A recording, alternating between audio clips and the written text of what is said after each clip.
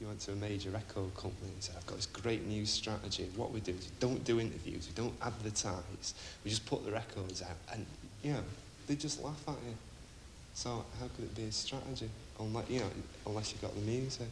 A lot of commentators have described your music as being oppressive, doomy, devoid of hope. I wouldn't say. Do you see it that way? Is that what you intend it to be? I think they've got no sense of humour. Do you find it ironic at all that because of the mainstream chart success, a lot of people who've only just discovered you will consider you to be a dance band or a disco band? Categorisation is something that happens afterwards, and you don't sit down and think, right, we'll write a chart hit now, or we'll write a disco song. You just write what you feel like. I mean, if that's got in the charts and disco people buy it, then maybe they'll buy disco people. Yeah, there you go, categorisation. I don't know what a disco person is. The choice of Arthur Baker to produce Confusion has seemed to some people an unusual choice, as he worked with people like New Edition and did Candy Girl. Why did you pick him? Well, he was the fattest bloke we could find. The reason we worked with him is because we liked what he was doing. Right. That's why we didn't think, hey, he's a great guy who can make us loads of money. Yeah. How involved were you in the ideas, production and storyboard for the video for Confusion? Not that much on that particular occasion. See, after Blue Monday, which was like a hit all over Europe, we were sort of asked to do television programmes over there. And the only way that we could do it, because we don't mind, is to play live on the programmes.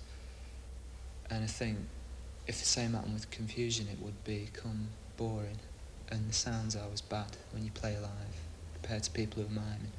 So doing a video was a nice way of satisfying both our needs, really. It was a good experiment, if you like. Yeah, and it was interesting to do as well. Do you think there are any other people that have followed you very closely through Joy Division of New Order that will be disenchanted with the danceability of your newer material? People who follow you when you're like a cult band, it always happens the same. As soon as you get success, they feel a bit cheated because everybody likes you. You get letters from people saying, I liked you when you were Joy Division, you know, as if you should single them out for some kind of reward or something, you know.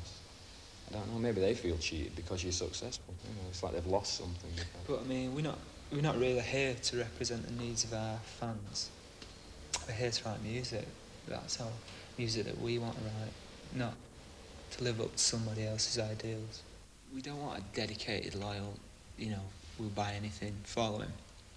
All I want is people who, if they like the song, they'll buy it. If they don't like the song, they don't buy it. That's the only principle we've ever worked on. I mean, you can be successful without having media coverage, you know. We don't need to do interviews and, you know, do photo sessions and things like that. Because, thank God, we're lucky in our own right. We're successful enough just by playing our music, which is what we want to do anyway. It's normal. It seems really logical to me. Why did you agree to do this interview? Because you asked us.